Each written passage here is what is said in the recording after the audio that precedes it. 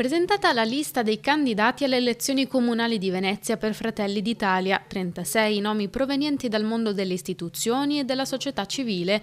Nella mattinata di presentazione nella sede meloniana di via Fradeletto a Mestre anche il senatore e coordinatore di partito. Abbiamo una lista fatta di un mix di giovani, di persone con esperienza, di professionisti. Abbiamo figure che hanno grande esperienza amministrativa, come i nostri assessori uscenti, i nostri consiglieri uscenti, ma abbiamo anche tante persone pescate dalla società civile che hanno voglia, attraverso la lista di Fratelli d'Italia, di mettere a disposizione le proprie competenze e la propria professionalità a vantaggio del loro territorio e dei loro concittadini. 25 uomini, 9 donne, partendo dal capolista Stefano Zecchi, arrivando a lavoratrici e lavoratori del trasporto pubblico locale, impiegati, ex militari, ingegneri. È una coalizione molto coesa, una coalizione che va dal mondo del centro, delle liste civiche, ai partiti che oggi rappresentano la coalizione di governo. Ed è questa la ricchezza, un collegamento forte con il governo di Roma